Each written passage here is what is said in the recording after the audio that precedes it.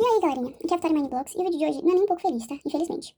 Tem acontecido uma coisa na minha vida muito injusta e que eu preciso falar com vocês porque eu tô sendo silenciada. Primeiramente, eu tô sozinha nesse quarto aqui, tá?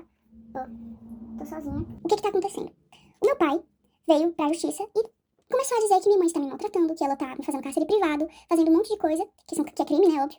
E estão do lado dele, os órgãos públicos. Ministério Público, Conselho Tutelar, inclusive.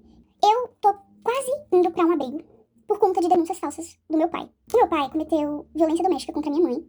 E isso foi 1% das coisas que ele já fez. E comigo também, ele cometeu diversos abusos.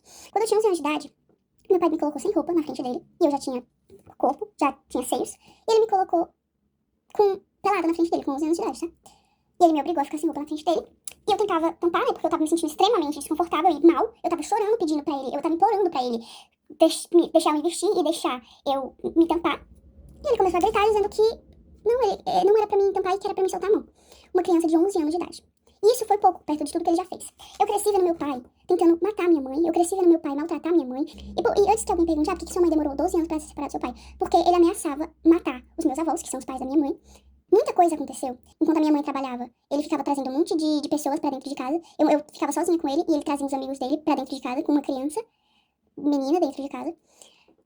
E ele já chegou a quebrar computadores no soco. Ele já chegou a quebrar muitas coisas. Ele quebrava prato, quebrava um monte de coisa. Vidro, pote, ele quebrava tudo tacando na parede, querendo causar medo em mim, na minha mãe.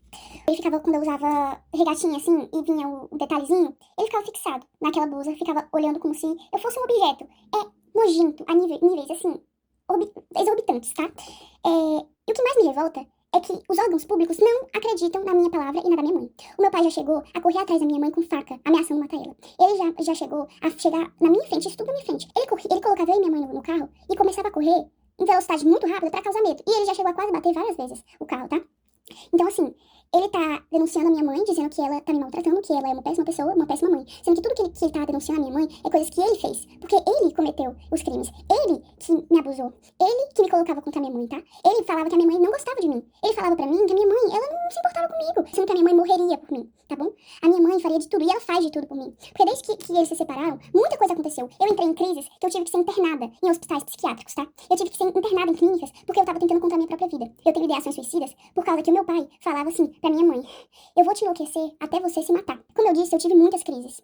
De todos os traumas que ele me deixou, não tinha como eu não agir diferente. Me desculpa, mas eu não conseguiria não ter crises. Eu tenho crise de pânico, eu não consigo sair de casa, eu não consigo ir pra escola, porque a gente tem medida protetiva contra ele, e ele infringiu elas. Ele veio aqui em casa, ele tá de tornozeleira eletrônica, mas ele passa na frente da minha casa. E a justiça não age. Ninguém tá acreditando no meu lado. Eu fui ouvida uma vez, e nessa vez, ainda banalizaram o que eu passei. Banalizaram os abusos, banalizaram tudo que ele fez. Agiram como se eu estivesse mentindo, agiram como se eu estivesse inventando aquilo tudo, porque ele manipulou todo mundo. Entendeu? É isso que ele é, manipulador a níveis extremos. Ele tem áudios prometendo acabar com a vida da minha mãe. E a justiça não leva isso em conta. Eu tive crises de ficar completamente fora de mim. Eu completamente assim, em pânico. E mesmo assim, não acreditam no meu lado da história. Porque dizem que, você não tem provas de que ele abusou você. Então todos os traumas não são provas. Porque a gente, enquanto tava sendo abusado, o que a gente ia fazer? A gente ia pegar um celular e começar a gravar pra ele matar a gente na mesma hora? Eu acho que ninguém tá entendendo aqui da justiça daqui da minha cidade, que eu moro em Tianguá, Ceará. E eu quero denunciar o Conselho Tutelar.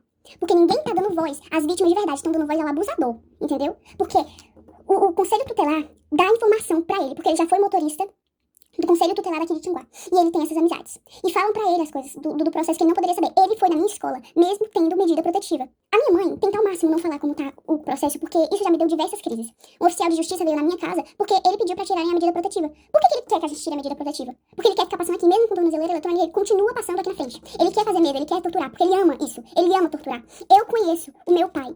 Ele não é quem ele aparenta ser. Ele é manipulador. Então, assim, antes que pensem mas é porque ele tem algumas fotos de quando eu era pequena, ele tem alguns áudios de quando eu era pequena e quando a minha mãe ainda tava casada com ele, né?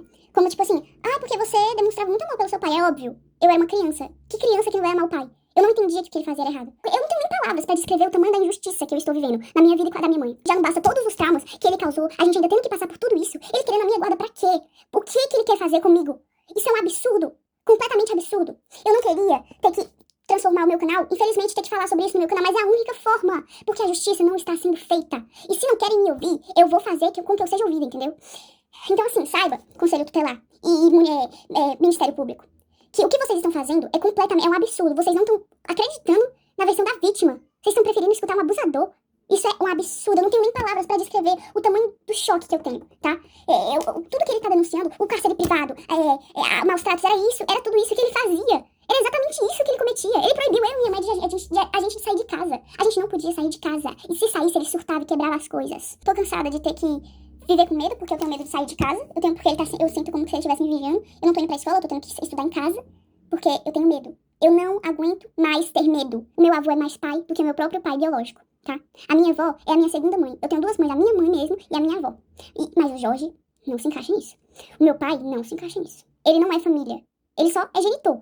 Mas ele não é família. Ele não é um pai de verdade. Porque um pai que ama não faz as coisas horrendas que ele fez. Então eu venho aqui pedir justiça, tá? Porque eu não aguento mais não ser ouvida. Eu quero pedir perdão se isso causou gatilho pra alguém, mas é o que tá acontecendo. Eu não posso esconder mais isso. Porque vocês me acompanharam desde que eu tinha 8 anos, então vocês merecem saber.